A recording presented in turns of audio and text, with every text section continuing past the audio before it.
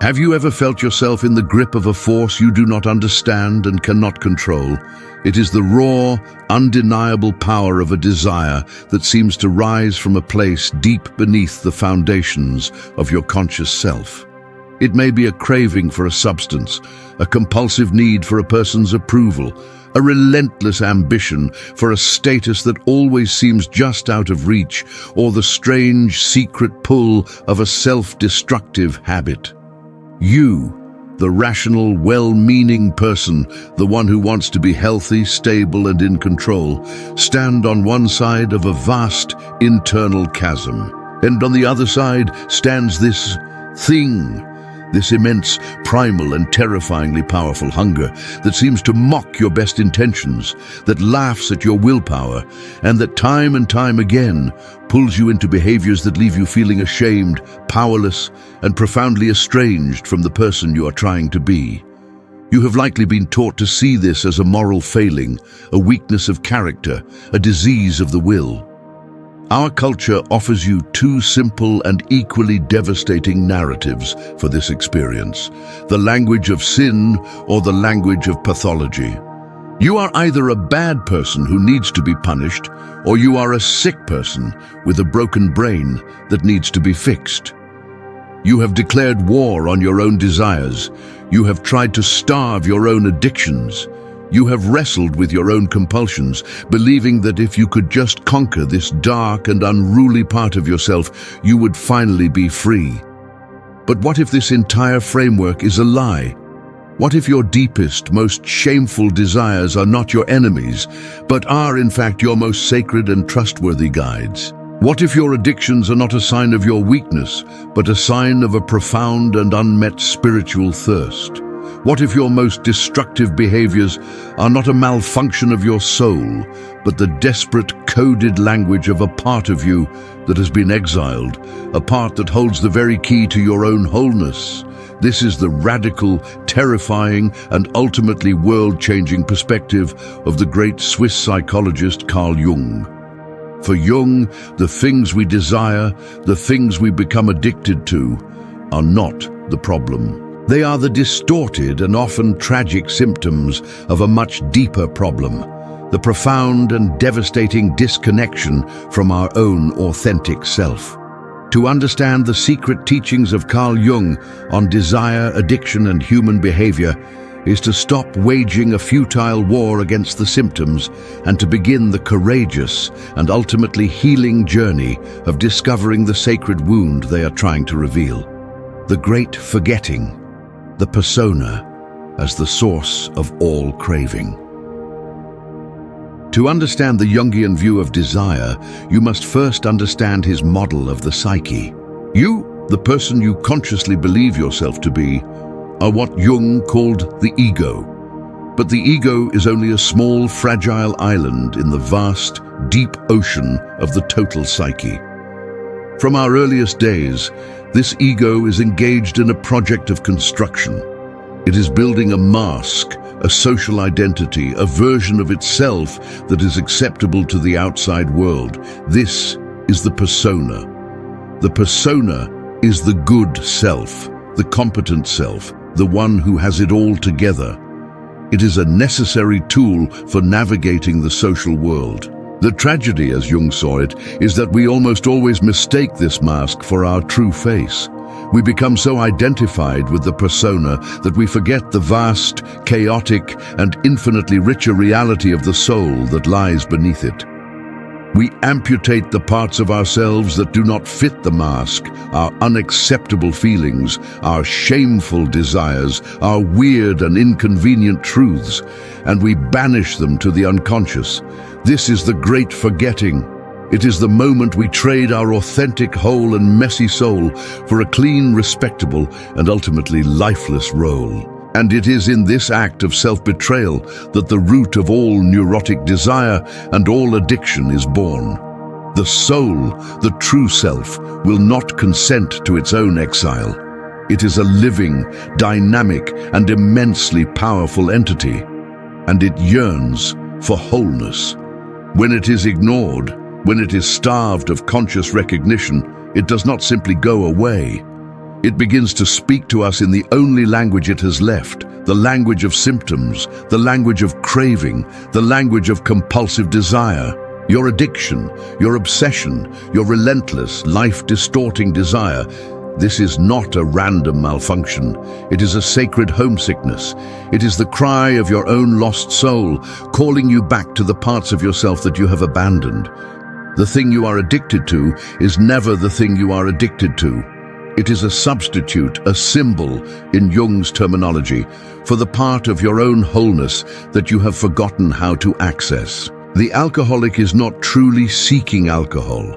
They are seeking the state of spiritual ecstasy, of dissolved ego boundaries, of communion with the self, that alcohol provides a fleeting and ultimately counterfeit glimpse of. The workaholic is not truly seeking success. They are seeking the unconditional self-worth and the feeling of being good enough that they were never given. The person addicted to romantic obsession is not truly seeking another person. They are seeking the reunion with their own lost soul, their own anima or animus, which they have projected onto a human screen. From this perspective, your desire is not a moral failing. It is a profound and sacred clue. It is a compass needle pointing you directly and with an unerring accuracy toward the exact part of your psyche that you have disowned and that you must reclaim in order to become whole. To follow the desire, to have the courage to decode its symbolic language is the beginning of the journey home. The tyranny of the shadow. How repression creates compulsion. The parts of ourselves that we disown in the creation of our persona do not simply disappear. They are relegated to the unconscious, where they constellate into what Jung famously called the shadow. The shadow is the living, breathing repository of everything you have refused to be. It is your anger, your shame, your vulnerability, your power, your sexuality, all the raw, chaotic, and vital energies of your humanity that were deemed too threatening for the clean, well-lit world of the ego. The great and terrible law of the psyche, as Jung understood it, is this: that which is not made conscious is lived out as fate. The more you try to be a good, pure, and one-sided person, the more you repress your own darkness. The more powerful, the more demonic, and the more uncontrollable your shadow becomes. It is like a starving beast that you have locked in the basement. The more you ignore it, the more violently it will rattle the bars of its cage, and the more desperately it will seek to escape and to feed. Your compulsive and addictive behaviors are the eruptions of this starving shadow. They are not a sign of your lack of willpower.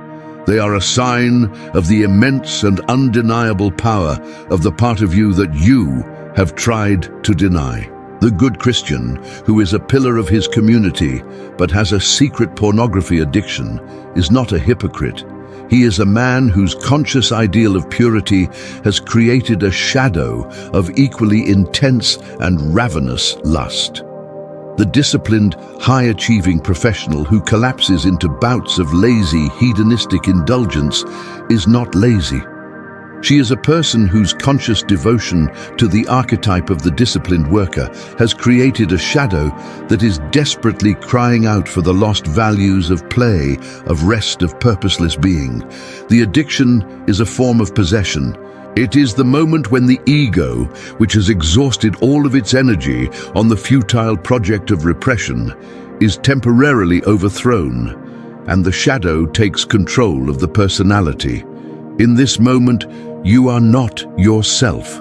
You are being lived by the part of you that you have refused to live, and this is why willpower is so utterly useless in the face of true addiction.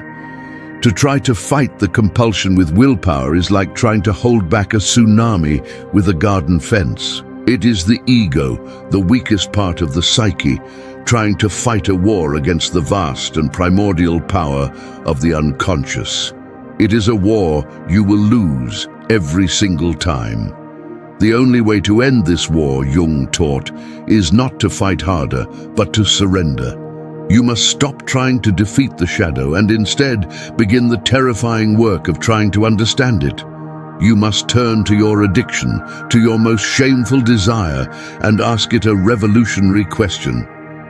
What are you here to teach me? What is the part of my own wholeness that you are trying to bring back to me? The alchemical fire, desire as the path to transformation. To ask this question is to begin the great alchemical work that Jung saw as the central task of a conscious human life, the process of individuation. It is the journey of becoming an individual, undivided, a whole and integrated person. And in this alchemical process, your desires, your addictions, your darkest compulsions are not the enemy. They are the prima materia, the raw, chaotic, and invaluable lead that, when subjected to the transformative fire of a courageous and compassionate consciousness, can be turned into the purest gold. This is a path that requires immense courage. It requires you to stop running from your own darkness and to turn and face it. It requires you to consciously and deliberately enter into the very state of being that your addiction is a clumsy, unconscious attempt to achieve. If your addiction is to alcohol as a means of escaping the rigid prison of your own ego, then the alchemical work is to find a conscious and healthy way to experience ecstasy, to dissolve the ego, to connect with the numinous, through meditation, through art, through a connection with nature. You're not trying to get rid of the desire for transcendence. You're trying to find a more authentic and life-affirming way to honor it. If your addiction is to work, a desperate attempt to prove your own worth, then the alchemical work is to have the immense courage to stop, to be unproductive, and to face the profound feelings of worthlessness and anxiety that arise in the stillness. It is in this stillness, in this compassionate holding of your own deepest wound, that you begin to discover a sense of self-worth that is not contingent on your achievements, a form of grace that cannot be earned. This is the great and paradoxical secret of the Jungian path. The cure for your addiction is hidden within the addiction itself. The poison is the medicine. The desire is not a detour from your spiritual path. It is the path itself. Every time you feel the pull of your compulsion, you are being presented with a sacred choice. You can act it out unconsciously, as you have 1,000 times before, and remain a slave.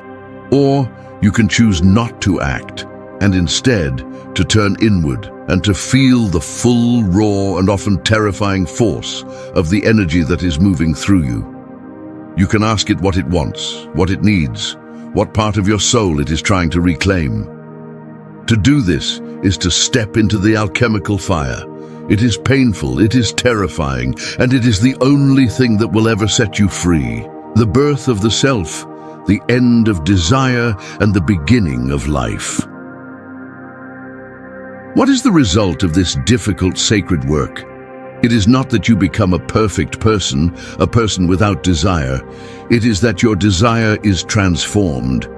The neurotic, compulsive, and life-destroying craving of the fragmented ego is replaced by the deep, quiet, and life-affirming longing of the integrated self. When you have reclaimed the exiled parts of your own soul, you are no longer starving. You no longer need to desperately seek your own wholeness in the counterfeit form of a substance, a person, or an achievement. You have found the source of all nourishment within yourself. This is the emergence of what Jung called the self, the true center of the psyche, the organizing principle of your hololenes. To live from the self is to experience a profound and revolutionary shift in your entire way of being. Your life is no longer a frantic, desperate search for something out there to complete you. Your life becomes a creative overflow of the fullness that you have discovered within you. You no longer desire things in order to fill an inner void. You begin to create things from a place of inner abundance. The relationship with the other, whether it is a person or a substance, is utterly transfigured.